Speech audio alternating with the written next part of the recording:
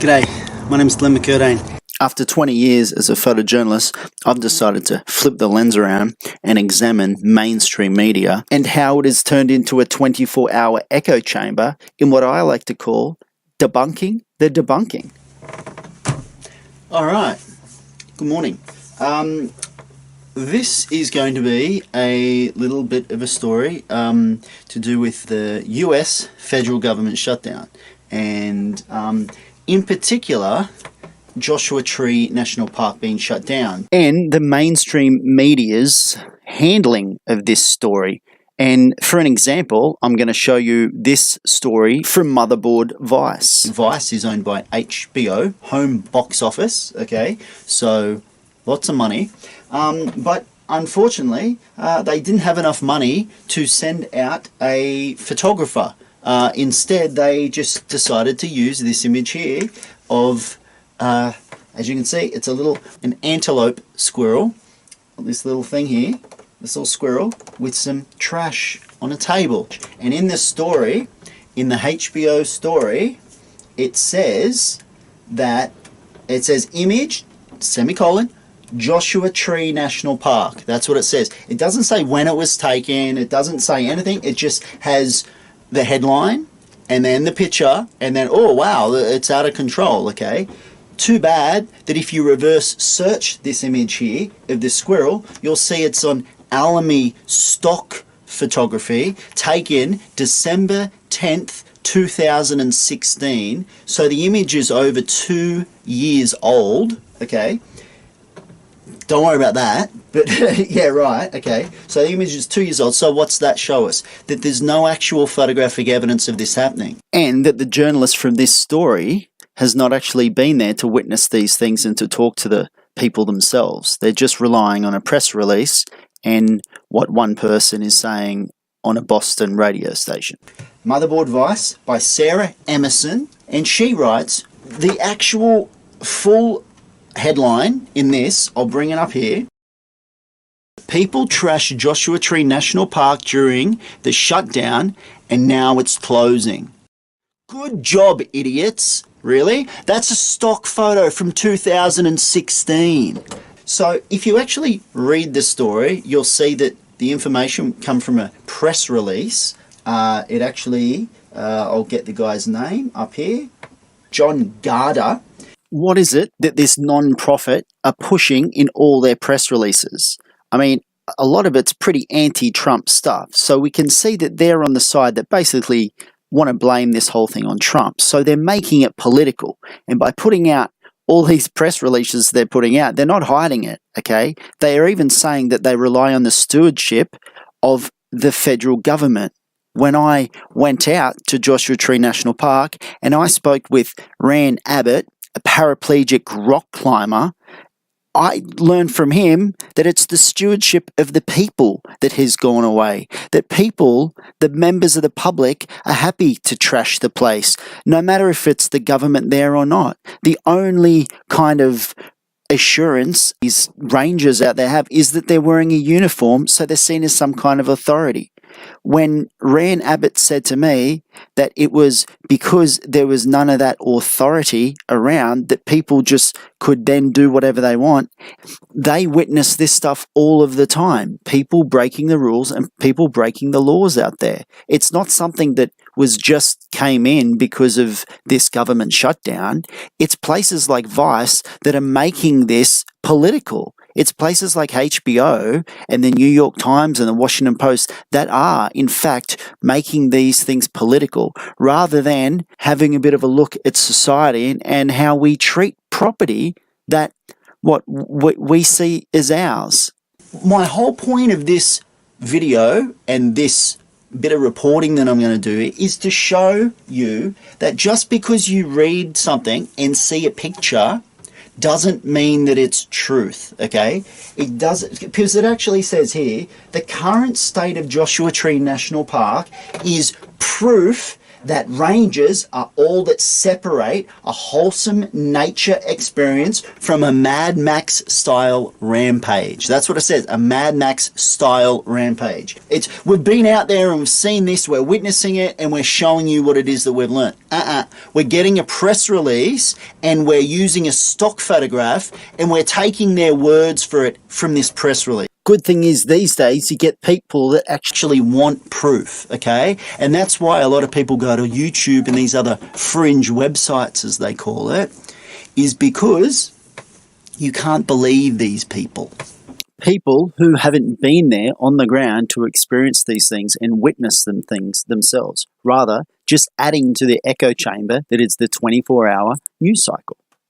Come along with me as we go on a little adventure to see if we can find any evidence of this Mad Max style rampage that the government is protecting us from. Well, it just so happens that I'm in Joshua Tree right now, so I've decided to go up here and talk to some of the rangers and, whoever's willing to chat to me myself and see the story for real.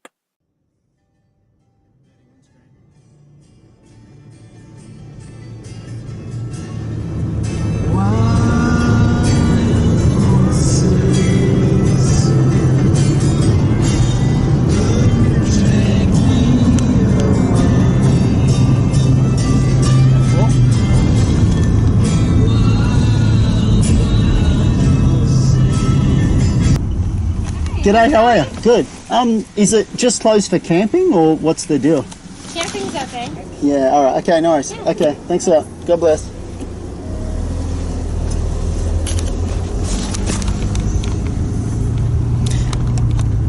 So, as she said, they're back open today and they're letting people camp here, but they're not taking any money and they're not doing anything with that, okay? So there's no fees being taken or anything like that, but you are allowed to camp here. She was pretty helpful. She was a very lovely lady, and once again, she's working even though she's not getting paid. God bless her. And another thing that she mentioned is that they had volunteers come in and clean up the park. Some of these volunteers I actually managed to speak to. I was lucky enough to speak to two of the rangers who actually work here full time. Dwayne, who has been working here as a ranger for 14 years, said that when he first started here, there were 90,000 people coming per year, and they had 7 people that were on the cleanup crew to go around and tend to the campgrounds and the day use areas. But now, where there's an annual amount of around 3.8 million people that come into the park, they only have 3 full-time guys that actually go around here and clean up the toilets. So as you can imagine, if you have these guys working out there every day doing this cleaning, just after a few days, things are going to get pretty unsightly. This man here, Rand Abbott, who's a paraplegic rock climber and also a very keen surfer, he himself dipped into his pocket thousands of dollars so he could actually get a local contractor to allow for these rangers to use the trucks so they can actually go out and clean up this 7,000 for this week and 3,000 for last week gallons of excrement from the toilets. That these people, by them not working over this Christmas period, and something that Dwayne also mentioned, is that camp spots that would normally be 6 to 8 people maximum, there was some parties that had up to 25 people. So as you can imagine, with this increase in number of people taking advantage of this system being down, not only are these guys not getting paid and they're not making any money for the federal government and for the national park so they can look after the place and pay these people's wages to do this, but it's also just really going to the dogs. As you'll learn here in the full interview that I did on camera with Rand Abbott, this is a daily occurrence out here, and they don't really take too much care about the place. Because the rangers are here to kind of look after it, they don't really see that they have to, be stewards of this land and actually look after it for generations to come. Something that Rand is very passionate about. So, Rand, most importantly, I guess, as you were saying, you don't think that what has happened out here at Joshua Tree National Park was just due to the government shutdown? No. What do you think it had more to do with? Well, it's a daily occurrence out here. People out of bounds camping and having fires. People leaving trash in the out of bound areas. People leaving trash all over the place. People going up to a branch and tearing a branch off for kindling. Letting their dogs run wild. Peeing all over the place. Pooping if they're out on a hike and they can't get back to a pit toilet. They just do it. Mm-hmm. And it's a common thing. If you're a hiker or a climber, you have to go to the bathroom. But the ethics of doing it and how to do it has been lost. And then the big thing is Instagram has made it famous to take a picture hanging from a Joshua tree, to hang a hammock from a Joshua tree. And it's actually deceiving because they're not a tree, they're a succulent, and they're very fragile, and they're protected. So you damage them, and we had a tree that got damaged that was probably 2.5 feet in diameter and probably 30 feet tall. That's old. It's gone through a lot of cold winters, it's gone through a lot of stuff, and now somebody decided to climb up it and cut it down with an axe. That's the one at No, that's campsite over on 31? by mile marker 16. Okay. And then this morning, we were out here pumping pit toilets and cleaning up, and we saw a juniper that the limb was probably 5 to 6 inches around, and it took 2 people to carry it out, and they basically climbed up on it and jumped on it and jumped on it and jumped on it till it broke, and it was sitting right by the fire ring. So to use for firewood? Used for firewood, and I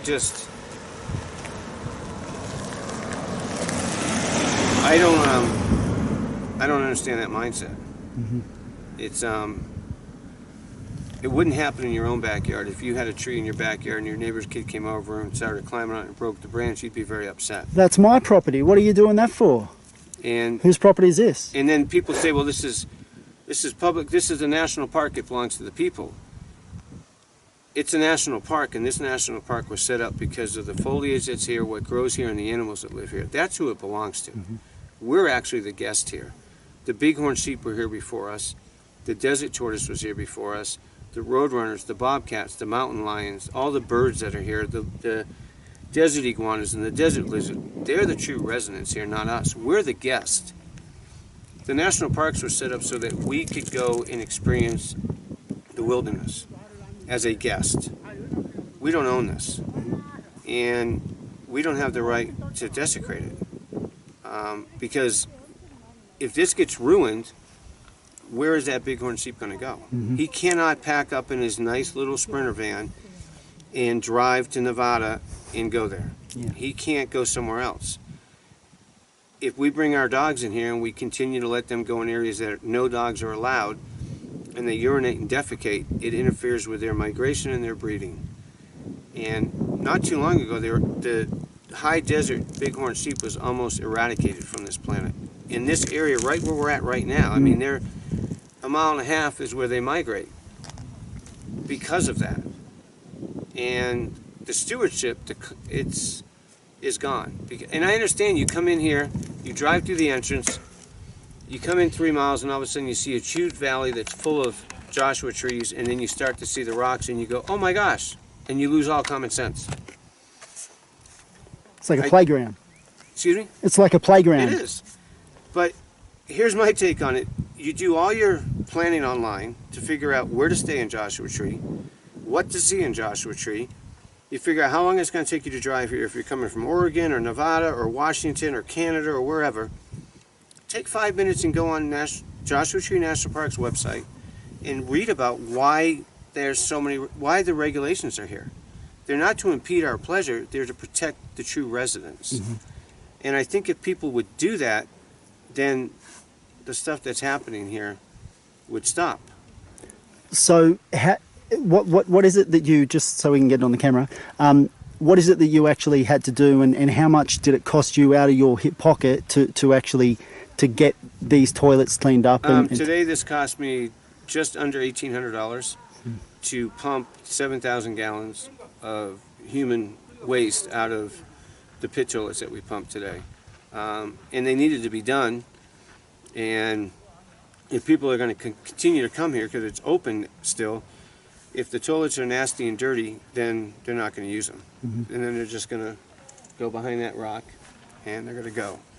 So the shutdown happened midnight on the 21st, and I came in the park on the 22nd and started cleaning toilets and picking up trash and trying to tactfully and politely persuade people to not have out-of-bound fires and to not cut down stuff and to not four-wheel drive.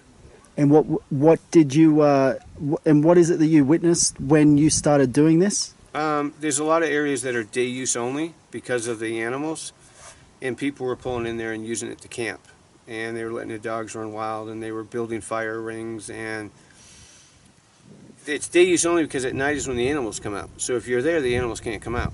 Now some people think, oh, they'll be back tomorrow. They won't be.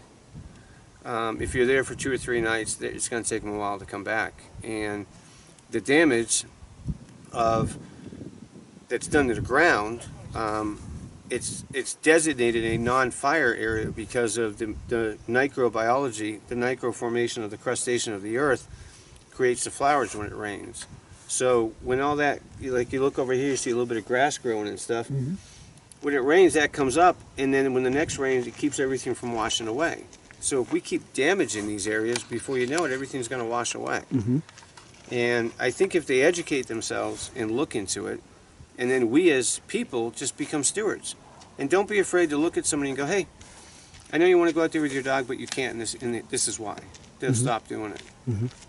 So when you started cleaning up, as we were saying before, just you doing it, it started to, do you mind explaining that, how it was, hey guys, how it was growing from people, monkey see, monkey do? Yeah, instead of bad things happening, good things happened.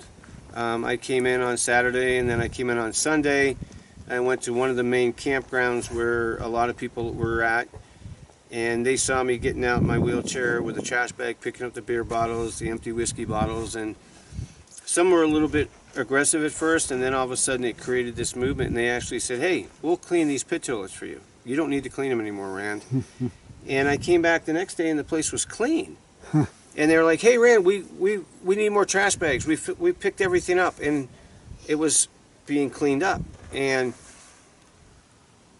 all it takes is it's one person being willing to sacrifice a little bit of time and do the right thing, and then it becomes a movement. It becomes educational. People are coming up and going at Barker Dam. They're like, why can't we bring our dogs out here?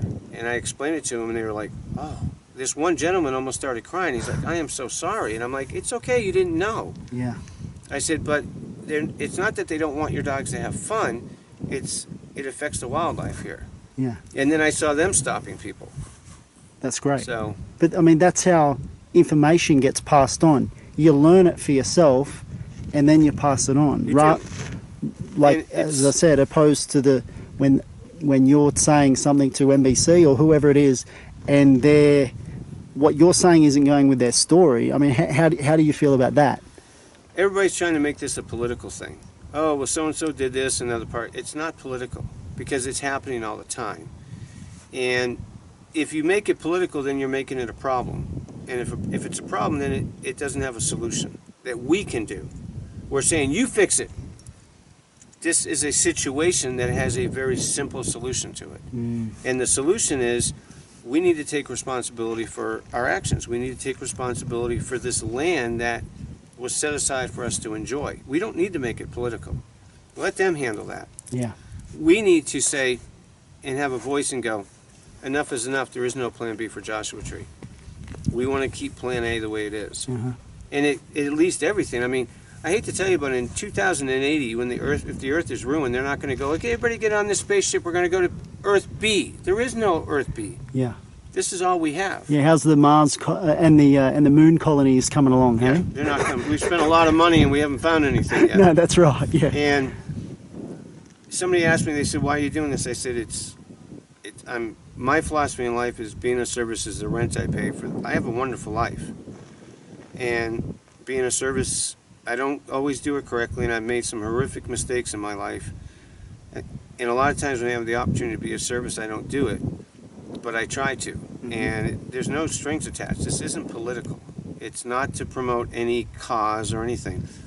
This is I mean, the Indians have 15 statements, and one of it is to leave a place you went to better than you found it.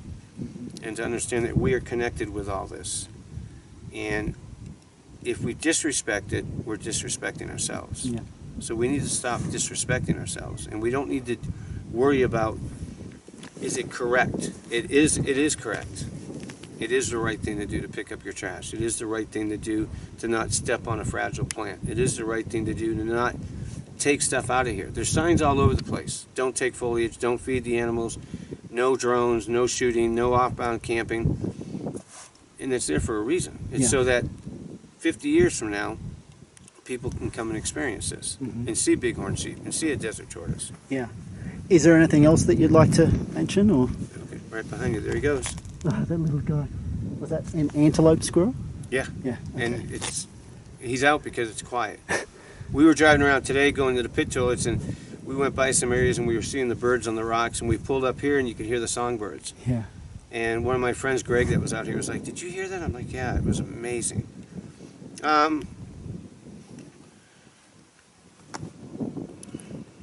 I think if we realize that we're guests here and that there is animals here that are amazing to watch and see. I've seen bighorn sheep, I've seen mountain lions, I've seen bobcats out here. But they're the residents of Joshua Tree National Park. And the animals that are in Yosemite are the residents there. Yeah, Yosemite's beautiful to see. The first time I drove in and I saw El Cap, I froze and I just stopped driving. People were beeping at me and I'm like, oh, wait a minute. Same thing happens here. But we're the guest. And we wouldn't let somebody come into our property, our homes, and desecrate it. The bighorn sheep, the desert tortoise, the roadrunners, the bobcats, they're not political. They don't vote. They could care less about it. They don't have a voice. We have to be their voice. We have to speak up for them. Not so much with words, but with our actions. And action speaks louder than any voice. So when you come into Joshua Tree National Park or any national park, bring a small trash bag with you and make it a point to fill it up halfway. Not with your trash, with somebody else's trash. Within 2 years, you won't have to do it. It'll be a movement. And it doesn't cost anything. Yeah. You're here already. And you can reuse the bag for the next lot of trash. Exactly. So that's it. Well, mate, thanks a lot for that. No worries. Really appreciate your time. No worries. I'll just get a couple of quick portraits of you as well to go with it. To be honest, I actually did the last Blockbuster was closing up in Oregon. Sorry, the last Blockbuster videos were closing in Alaska, and then I found a story of the last one that's up in Bend in Oregon. Oh. And I did a story on it, I did all this stuff, and I thought, oh yeah, this will be easy, like the press will love this, and you know, I should be able to get a few $100 out of it, something like that. The reason why I'm telling you this is this will probably end up going on YouTube, because to be honest, that's the only place that I've found as someone that worked in the media, the mainstream for 20 years, where I can actually put things where people are going to look at them, you know, as opposed to, as we were saying before, about something that needs to get traction, something that needs to, you know, have people clicking on it. Like the story that brought me here was a Vice story from HBO's website Vice, and they, under the,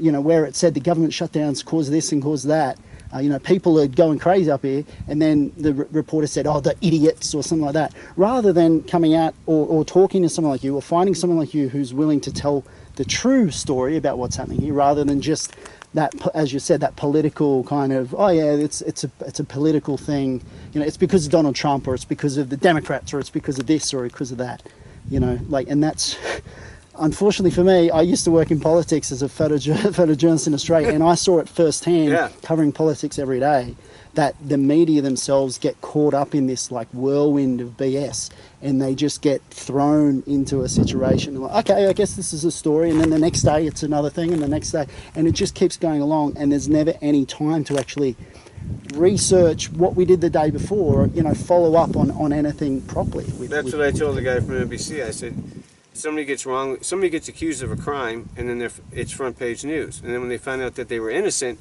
it's back page news. That's right. I go, so the front page story here for you guys is Government shutdown. Crisis.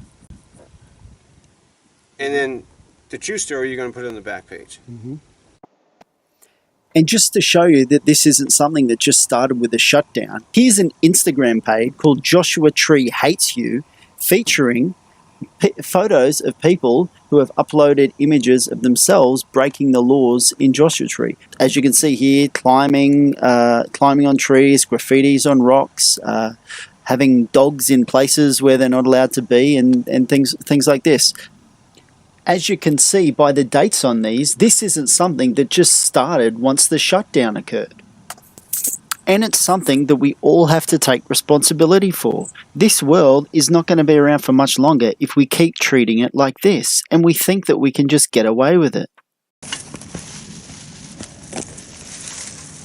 It's not that difficult. So even though these places are beautiful to come visit, we all have to do our part to clean up. Come on. No matter if you're Australian American or American American, you know, we all have to get out of our SUVs and, you know, just fill up a bag of trash. It's the only way this place is going to ever get clean. Thanks again for watching. God bless.